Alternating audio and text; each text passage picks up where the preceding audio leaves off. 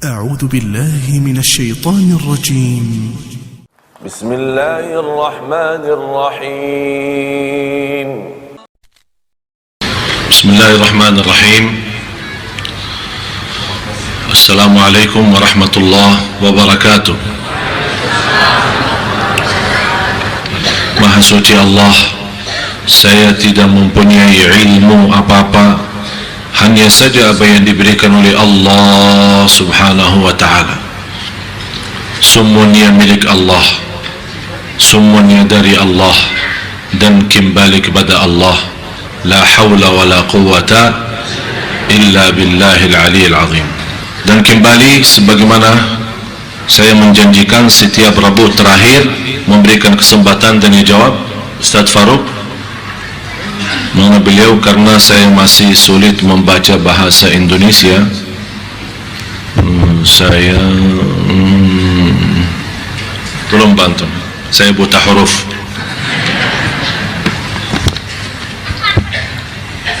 Ada pertanyaan dari hamba Allah. Syekh Ali, saya belum punya rumah, boleh tidak saya ambil kredit rumah lewat Bank Syariah Mandiri? Saya PNS, mau pensiun.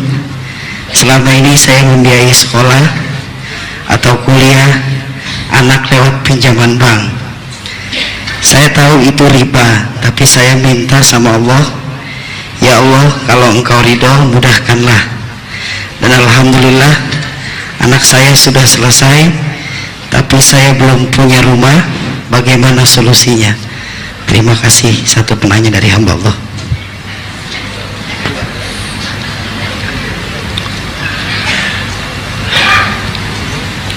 Dimulai pertanyaannya, saya hamba Allah.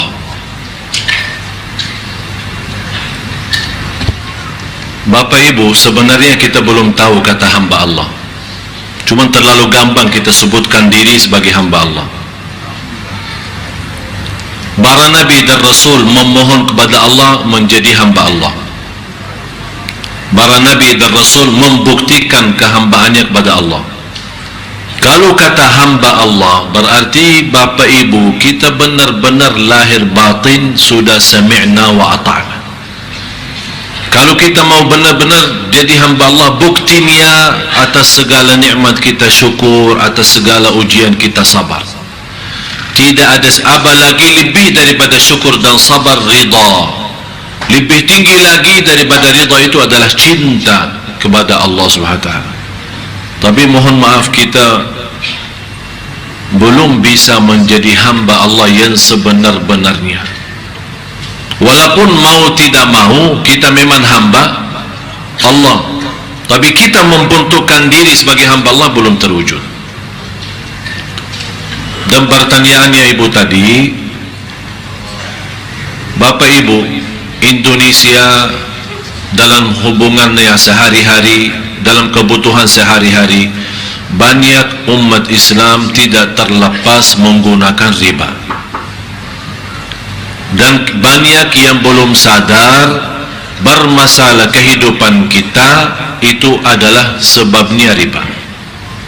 Orang punya rumah sudah hasil riba, beli rumah, mobil hasil riba, punya usaha biarpun usaha kecil lewat riba. Kira-kira kita mau apa sama Allah kalau memang kita berkuburu mencari rezeki tapi dengan cara riba? Dan kita lupa firman Allah, wa may yattaqillaha yaj'al lahu makhraja. Barang siapa yang takwa kepada Allah Subhanahu wa ta'ala akan diberikan jalan kemudahan dari segala kesusahan. Bukan hanya segitu saja, wa yarzuqhu min haitsu, akan diberikan rezeki yang tak pernah nyangka, tidak pernah terbayang, tidak pernah terfikir. Tapi salah satu kemudahan yang dibolehkan oleh ulama, apalagi di Indonesia sudah mulainya ada bank syariah, kita boleh lewat bank syariah dengan sistem Islami, tapi dengan syarat, termasuk bank syariah tidak boleh mensyaratkan seandainya ada keterlambatan dalam membayar atau melunasi tagihan, Kalau kena denda atau istilah lain bunga, walaupun itu bank syariah, tetap hukumnya riba. Jadi hati-hati. Sekarang biasa bank-bank biasa, kalau kita ada tagihan tanggal sekian, kalau lewat satu hari atau hari-hari tertentu tidak melunasi tagihan itu, otomatis akan kena beberapa persen. Semakin telat lagi semakin naik. Bank menamakan bunga, merubah kata riba, seolah-olah dengan rubah kata bunga daripada riba barangkali bisa merubah hukumnya. Ya, hukumnya riba tetap riba, biarpun diganti nama dengan nama yang menarik perhatian atau nama bagus, ya riba tetap riba.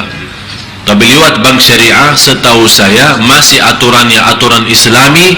Tapi saya ingatkan kembali, kalau anda disyaratkan dalam transaksi pinjaman lewat bank syariah, disyaratkan akan kena denda saat anda telat membayar dalam tagihannya, itu sudah termasuk riba, tidak boleh melanjutkan pinjaman itu.